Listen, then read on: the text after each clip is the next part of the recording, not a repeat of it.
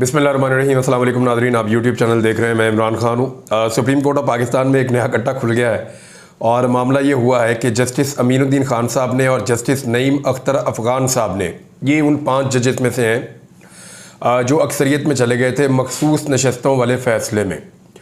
यानी 8 जजेस ने कहा था कि पाकिस्तान तहरीक इंसाफ को मखसूस नशस्तें दी जाएँ और उनके जो 41 मेंबर्स हैं उनको भी मौका दिया जाए। और इस पे जो सारी वजह बनी वो काजी फ़ायद ईसा साहब का जो 13 जनवरी वाला फ़ैसला है, जिसमें उन्होंने एक स्याह मिसाल कायम की, बल्ले का निशान छीन लिया, एक सियासी जमात को उसके इंतखाबी निशान से महरूम कर दिया बहुत जल्दी में, और उसको एक स्याह फ़ैसले के तौर पे पाकिस्तान की अदालती तारीख़ में याद रखा जाएगा।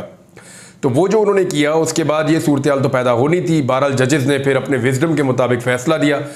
अक्सरियती जजेस ने जो फ़ैसला दिया है उसके ऊपर तनकीदी नोट ही इसको कहा जा सकता है, यानी अक़लियती नोट एक तनकीदी नोट की शक्ल में सामने आया और आगे एक क्वेश्चन मार्क लगा दिया। मरियम नवाज़ खान साहिबा ने, जर्नलिस्ट हैं और ये कोर्ट्स को कवर करती हैं, तो इन्होंने बड़ा अच्छा इसके ऊपर एक पूरा एक ब्लॉग भी लिखा है और उसके अंदर बड़ी तफसीलात हैं कि कौन सी 16 वजूहात हैं जो इस फैसले में लिखी गई हैं। बहरहाल जस्टिस अमीनुद्दीन खान साहब ने और जस्टिस नईम अख्तर अफ़गान साहब ने जो फ़ैसला दिया है, फ़ैसला तो नहीं है, उनका 29 सफ़हात का इख्तलाफी नोट है, जबकि अभी तक तफसीली फ़ैसला आना बाकी है। तो वो जो इख्तलाफी नोट है वो क्या कह रहा है, इसकी खबर पहले मैं आपको दे देता हूँ। PTI को मखसूस नशिस्तें मिलने के केस में जस्टिस अमीनुद्दीन और जस्टिस नईम अख्तर अफ़गान साहब ने इख्तलाफी फ़ैसला जारी किया है। सुप्रीम कोर्ट के PTI को मखसूस नशिस्तें मिलने के फ़ैसले पर जो इख्तलाफी नोट है उसमें कहा गया कि पाकिस्तान तहरीक इंसाफ मौजूदा केस में फ़रीक नहीं थी। ऐसा फ़ैसला जो आइन के मुताबिक ना हो, कोई भी आइनी इदारा अमल दरामद का पाबंद नहीं है। देखिए, अगर किसी जगह से चोरी का माल मिल गया है तो वो पहुंचेगा तो मालिक तक ही, चाहे मालिक उस केस में फ़रीक बने या ना बने, यानी ये जाएगा तो माल उसी के पास जो उसका असल मालिक था। तो अवाम ने तो वोट पाकिस्तान तहरीक इंसाफ को दिया था। बहरहाल जितनी मुझे समझ आएगी उतनी बात मैं कर लूँगा, क्योंकि उन्होंने अपना इख्तलाफी नोट या इख्तलाफी फ़ैसला लिख दिया है, तो अब वो फ़ैसला आ गया, उसके ऊपर तनकीद या उसकी तारीफ़ की जा सकती है। ये भी कहा कि PTI मौजूदा केस में फ़रीक नहीं थी। ऐसा फ़ैसला जो आइन के मुताबिक ना हो, कोई भी आइनी इदारा अमल दरामद का पाबंद नहीं है। यानी ऐसा लगता है कि जजेस आइनी इदारे को या इलेक्शन कमीशन को ये कह रहे हैं कि ये फ़ैसला आइन के मुताबिक नहीं है, तो फिर आप इसके ऊपर अमल दरामद के पाबंद नहीं है। लेकिन 2 जजेस की अक़लियती राय है। अक्सरियती जजेस जो कहना था वो कह चुके हैं और पूरा एक तरीक़ाकार भी दे चुके हैं। वो तरीक़ाकार मैं भी आपको आगे पढ़ के सुना दूंगा। 80 अरकान असम्बली अक्सरियती फ़ैसले की वजह से अपना मौक़िफ़ तब्दील करते हैं तो वो नाअहल भी हो सकते हैं। ये भी कह दिया कि पाकिस्तान तहरीक इंसाफ सारी बार चली जाएगी, ये भी इसमें इख्तलाफ में शामिल है। इसकी आइनी और कानूनी हैसियत तो कोई नहीं है, इससे फ़र्क कोई नहीं पड़ेगा, लेकिन जजेस की एक राय है और जजेस की ये राय इसके अलावा कुछ भी नहीं है। मिसाल के तौर पे कुछ भी हो जाए, जो 8 जजेस ने अक्सरियती फ़ैसला दे दिया वही फ़ैसला है। अब ये जजेस कुछ भी कहते रहे, उससे फ़र्क कोई नहीं पड़ता, ग्राउंड रियलिटी तब्दील नहीं होगी। अच्छा, उन्होंने फ़ैसले में कहा कि मुख्तसर फ़ैसला सुनाने के बाद 15 दिनों का दौरानिया ख़त्म होने के बावजूद अक्सरियती फ़ैसला जारी ना हो सका और तफसीली फ़ैसले में ताख़ीर के बायस हम मुख्तसर हुक्मनामे पर ही अपनी फाइंडिंग दे रहे हैं।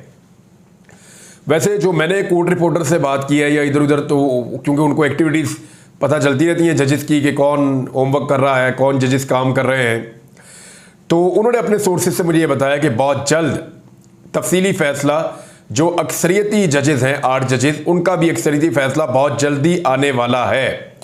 इख्तलाफी नोट में कहा गया कि साबितशुदा हकीकत है कि सुन्नी इत्तेहाद कौंसिल ने बतौर सियासी जमात आम इंतखाबात में हिस्सा ही नहीं लिया। यानी सुन्नी इत्तेहाद कौंसिल को भी नहीं देनी, पाकिस्तान तहरीक इंसाफ को भी नहीं देनी, तो देनी किसको है? तो वो ये बार बार जजेस इसी पे जोर दे रहे हैं कि ये उन्हीं को जानी चाहिए थी सीटें जिनको तकसीम की गई थी, यानी PDM की जमातों को। हत्ता कि सुन्नी इत्तेहाद कौंसिल के चेयरमैन ने भी आज़ाद हैसियत पे इंतखाब लड़ा और उसकी वजूहात ये थी कि इलेक्शन कमीशन उन्हें इलेक्शन लड़ने ही नहीं दे रहा था उनकी अपनी नशिस्त के ऊपर या उनकी अपनी पार्टी के तौर पर। इख्तलाफी नोट में कहा गया कि PTI मौजूदा केस में फ़रीक नहीं थी, उसे रिलीफ देने के लिए आर्टिकल 175-185 में तफवीज़ दायरा इख्तियार से बाहर होना होगा। इख्तलाफी नोट में सुन्नी इत्तेहाद कौंसिल की जानिब से इलेक्शन कमीशन को लिखे गए 4 खतूत भी शामिल किए गए हैं। नोट में कहा गया कि आज़ाद उम्मीदवारों को इलेक्शन कमीशन कौमी असम्बली और तीनों सूबाई असम्बलियों में तरीक़ाकार मुकम्मल होने के बाद तस्लीम किया। 39 या 41 अरकान असम्बली जिसका मुख्तसर अक्सरियती फ़ैसले में हवाला दिया गया है, ये मामला कभी मुतनाज़ था ही नहीं। किसी अदालती कार्रवाई में एतराज़ नहीं उठाया गया था कि अरकान ने सुन्नी इत्तेहाद कौंसिल में शमूलियत इख्तियार नहीं किया। इख्तलाफी नोट में कहा गया कि तहरीक इंसाफ, इलेक्शन कमीशन और ना ही हाई कोर्ट में फरीक थी, जबकि सुप्रीम कोर्ट में फैसला जारी होने तक भी पाकिस्तान तहरीक इंसाफ फरीक नहीं थी। 13 रुकनी फुल कोर्ट की 8 समातों में सबसे ज्यादा वक्त का इस्तेमाल जजेस के सवालात पर हुआ। इख्तलाफी नोट में मजीद कहा गया है कि सुप्रीम कोर्ट में दौरान समाअत कुछ जजेस ने यह सवाल भी पूछा कि क्या मखसूस नशिस्तें पाकिस्तान तहरीक इंसाफ को दी जा सकती हैं, जिस पर कोई वकील मखसूस नशिस्तें पाकिस्तान तहरीक इंसाफ को देने पर मुत्तफिक नहीं हुआ, जबकि कंवल शोजब के वकील सलमान अकरम राजा ने भी दलाइल में वाज़े कहा कि मखसूस नशिस्तें पाकिस्तान तहरीक इंसाफ को देने से इत्तफाक नहीं करता हूँ। लेकिन पाकिस्तान तहरीक इंसाफ तो इसको सेलिब्रेट कर रही है और तहरीक इंसाफ इस फैसले से खुश है। अब फैसले के ऊपर तो होना है जी अमल दरामद, और इस अमल दरामद में कितनी ताख़ीर हो सकती है इसके हवाले से ये एक स्टेटमेंट है, और ये है जी मुतीउल्लाह जान साहब, ये सीनियर सहाफ़ी हैं और कोर्ट्स को कवर करते हैं। उन्होंने कहा कि सुप्रीम कोर्ट के हुक्म के मुताबिक 6 अगस्त पीर के दिन तक इलेक्शन कमीशन ने पीटीआई के 41 MNAs और तमाम दीगर MPs की फहरिस्तें पार्टी को दी गई हैं। ख़वातीन और अक़लियतों की मखसूस नशिस्तों समेत अपनी वेबसाइट पर शाया करके सुप्रीम कोर्ट पर फैसले में अमल दरामद की रिपोर्ट जमा करवानी है। वो ये कह रहे हैं कि 6 तारीख तक का टाइम है, पीटीआई के सारे बंदे इकट्ठे करके आपने बताना है। इलेक्शन कमीशन की वेबसाइट पे ये लग गए हैं, मखसूस नशिस्तों के बंदे लेके आपने वो भी बताना है, ख़वातीन की ये भी लग गई हैं। तो इस तरह ये आपने अमल दरामद करके और रिपोर्ट जमा करवानी है 6 तारीख तक सुप्रीम कोर्ट ऑफ पाकिस्तान में। फैसले के मुताबिक तो ये है, और साथ ये लिखा है कि 8 और 5 के अक्सरियती फैसले में कहा गया पीटीआई के तमाम मुंतखब 41 उम्मीदवारों की तरफ से अपनी पार्टी की वाबस्तगी के हल्फिया बयानात जमा होने के साथ जो ही पाकिस्तान तहरीक इंसाफ इन बयानात की तस्दीकी सर्टिफिकेट जमा कराएगी, उसके 7 दिन के अंदर इलेक्शन कमीशन ने वेबसाइट पर मज़कूरा फहरिस्तें शाया करके उसी रोज सुप्रीम कोर्ट में रिपोर्ट जमा करवानी होगी। अब 26 जुलाई को पाकिस्तान तहरीक इंसाफ के 41 MNAs के हल्फिया बयानात और उनके तस्दीकी सर्टिफिकेट कमीशन में जमा हो चुके हैं, और छुट्टियां निकालकर 6 अगस्त बरोज मंगल को 7 दिन की मुद्दत पूरी हो जाएगी। अगर इलेक्शन कमीशन ने पीर तक अदालती हुक्म पर अमल दरामद ना किया तो मेरी राय में यह मामला सुप्रीम जुडिशल काउंसिल में सो मोटो उठाना होगा। क्या chief justice chief election commission को तहफ़्फ़ुज़ देंगे या इस्लामाबाद हाई कोर्ट के 6 जजों की शिकायत पर अदम कार्रवाई की तरह अपनी अदालत उज़्मा की फुल कोर्ट की हुक्म अदूली पर भी महज तजावीज़ ही मांगेंगे। यानी वो ये कह रहे हैं कि अब चीफ जस्टिस को एक्शन लेना पड़ेगा, क्योंकि फुल कोर्ट ने एक ऑर्डर दे दिया हुआ है और उस ऑर्डर के ऊपर इंप्लीमेंट तो इलेक्शन कमीशन को करना पड़ेगा।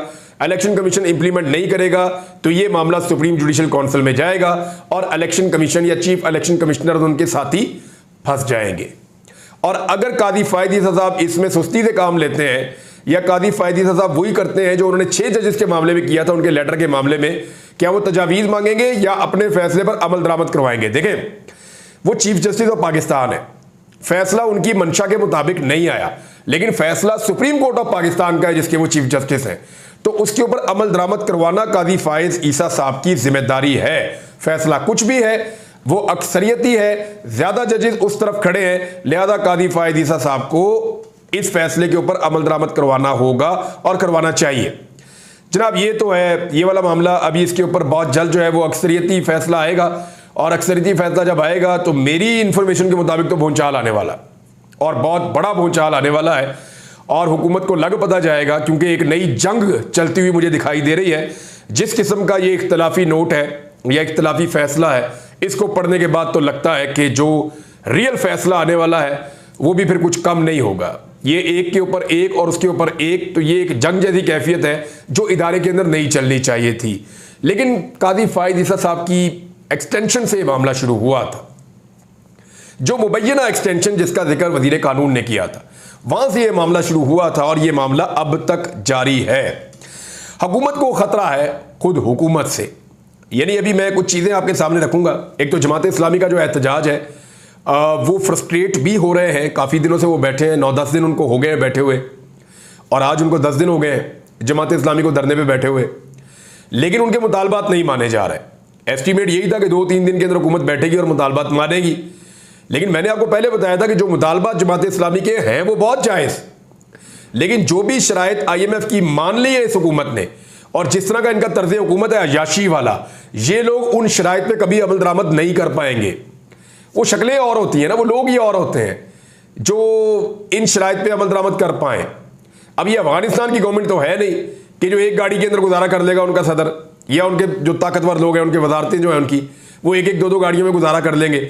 इधर तो जनाब बेकमात की गाड़ियां अलग हैं, घर अलग है, मुलाजिम अलग है, बिजली अलग है, पेट्रोल अलग है, खर्चे अलग हैं, बाहर के टूर अलग है, अंदर के टूर अलग है, तनख्वाहें अलग है, अयाशियां अलग है, यहाँ तो बेशुमार चीज़ें हैं। तो ये अपनी जिस अयाशी वाली ज़िंदगी के लिए ये लोग इक़्तिदार में आते हैं, क्या जमात इस्लामी के धरने के लिए उसको छोड़ देंगे? ये नहीं छोड़ेंगे। दूसरी बात यह है कि जमात इस्लामी ने जो चीज़ें मांगी, महंगाई के मामले में, रिलीफ के मामले में, जमात इस्लामी ने जो कुछ मांगा बिजली के बिलों के मामले में, वो चीज़ें दे ही नहीं सकते। IPPs के मामले में नहीं कर पाएंगे, मुमकिन नहीं है, क्योंकि IMF ने इनको जकड़ लिया है और ये उस जकड़बंद से बाहर नहीं निकल पाएंगे। लिहाजा जमात इस्लामी की फ्रस्ट्रेशन बढ़ रही है, वो इस पर मनसूबाबंदी कर रहे हैं कि वो यहाँ से उठ के D चौक की तरफ मार्च करें। क्या करें? क्योंकि देखें अब उनकी तादाद बढ़ रही है, ऐसा नहीं है कि कम हो रही है। जिस वक्त से इमरान खान साहब ने स्टेटमेंट दिया है जमात इस्लामी के हक में, अब शाम के वक्त आप उस धरने में जाएं, वहाँ तादाद बढ़ना शुरू हो गई है। जमात इस्लामी के अपने वर्कर बड़े तगड़े हैं, बहुत बड़ी तादाद में आते हैं, वो जहाँ भी होते हैं पहुँचते हैं। इसी तरह पाकिस्तान तहरीक इंसाफ के कारकुन भी वहाँ जाना शुरू हो गए इमरान खान साहब के कहने के बाद, और कुछ पाकिस्तान तहरीक इंसाफ के रहनुमा जो हैं वो वक्तन फवक्तन चक्कर भी लगाते हैं। तो इस वजह से अब वहाँ पे गहमा गहमी बढ़ रही है रावलपिंडी में। दूसरी उनके पास ये राय है कि वो या तो फिर एक हड़ताल की कॉल दे दें, मुल्क की हड़ताल कर लें और D चौक की तरफ या तो मार्च करें। अब ये सारी चीज़ें जो है वो जमात इस्लामी के अंदर तय हो रही हैं और आने वाले दिनों में हुकूमत को इसको जल्द तय करना चाहिए, वरना हुकूमत के लिए मुश्किलात बढ़ेंगी। प्रॉब्लम यह है कि इस वक्त नवाज शरीफ कुछ और चाह रहे हैं और शहबाज शरीफ साहब कुछ और देख रहे हैं। नवाज शरीफ साहब के प्रॉब्लम्स क्या हैं, पहले ज़रा आप इसके ऊपर गौर कर लें। एक तो यह है कि नवाज शरीफ साहब जिस चक्कर में पाकिस्तान वापस आए थे वो चक्कर पूरा हुआ ही नहीं, यानी जो कुछ वो सोच कर आए थे वो नहीं हुआ। नंबर एक तो उनको पूरा यकीन था कि वो वज़ीर आज़म पाकिस्तान बनेंगे, उनकी पूरी पार्टी को यकीन था, जिस तरह उनको बुलाया गया, जिस तरह उनके केसेस खत्म किए गए, जिस तरह उनके ऊपर से पाबंदी खत्म की गई, उनको इलेक्शन लड़ने के लिए अहल किया गया। इन सारी चीज़ों के बाद नवाज शरीफ साहब वज़ीर आज़म पाकिस्तान बनेंगे, ये उन्होंने पत्थर पर लकीर लिख दिया था, वो नहीं हो सका। फिर 2/3 अक्सरियत मिलेगी नवाज शरीफ साहब को, इसका उनसे वादा किया गया था, ये बहुत सारे लोगों ने बहुत सारी जगहों पर रिपोर्ट किया है, लेकिन 2/3 अक्सरियत नहीं मिली। और उसका कसूर किसी और का नहीं है, PMLN का अपना है।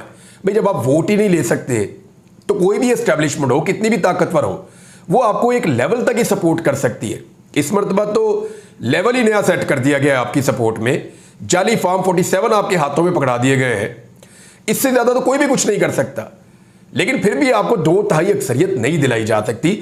25 सीटों वाली 30 सीटों वाली पार्टी जो है, 17 वैसे पाकिस्तान तहरीक इंसाफ कहती है, चले 25-30 भी आप लगा लें, इतनी सीटों वाली पार्टी को 224 तक कैसे पहुंचाया जा सकता है?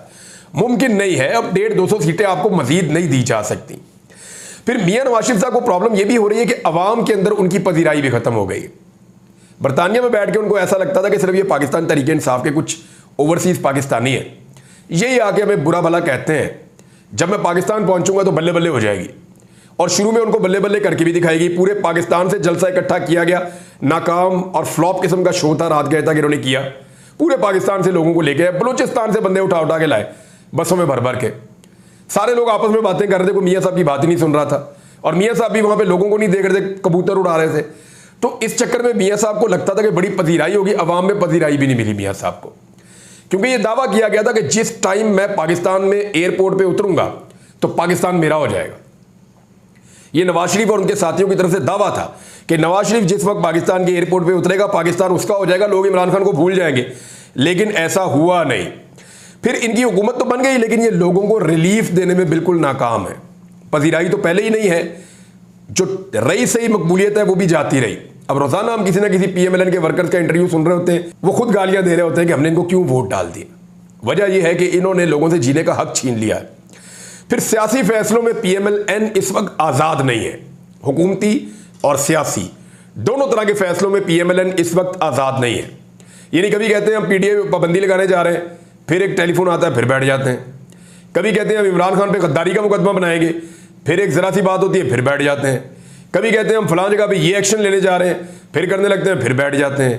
कभी कहते हैं नहीं हम फलां जगह के ऊपर फलां रिव्यू में जाएंगे, फलां चीज़ करेंगे, एक फ़ोन आता है, बैठ जाते हैं। तो ना इनके पास सियासी फैसलों का इख्तियार है, ना इनके पास इंतजामी फैसलों का इख्तियार है। मियाँ साहब का एक बड़ा प्रॉब्लम ये भी है। एक और जो मियाँ साहब का बड़ा प्रॉब्लम है जो उनको इरिटेट करता है, मियाँ साहब हमेशा ए टीम में रहे हैं, यानी इस्लामाबाद वाली टीम में। वज़ीर आज़म, वज़ीर ख़ारजा, वज़ीर दाखिला, वज़ीर दिफा, सारे मियाँ साहब के अपने। इस मरतबा गेम उल्टा हो गया, मियाँ साहब बी टीम में आ गए हैं और वो जो बी टीम वाला खिलाड़ी था शहबाज शरीफ, वो ए टीम में चला गया है।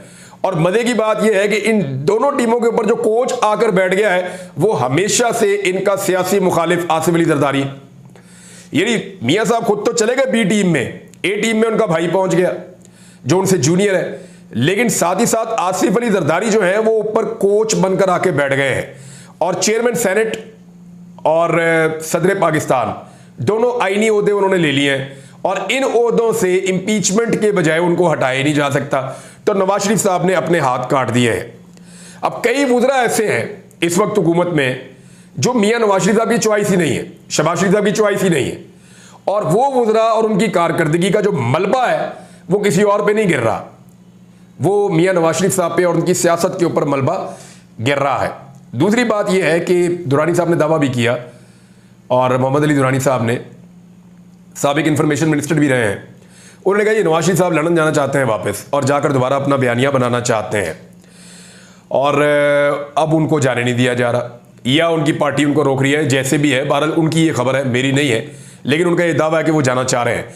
फिर इमरान खान साहब को जो लगातार कामयाबी मिल रही है, यानी इलेक्शन वो जीत रहे हैं, मकबूलियत उनकी बढ़ रही है, लोग उनके पीछे चल रहे हैं, बयानिया उनका पाकिस्तान में और पूरी दुनिया में फैल रहा है, अमेरिका से उनके लिए आवाज़ें उठ रही हैं, यूरोप से उनके लिए आवाज़ें उठ रही हैं, अक़वाम मुत्तहिदा से उनके लिए आवाज़ें उठ रही हैं।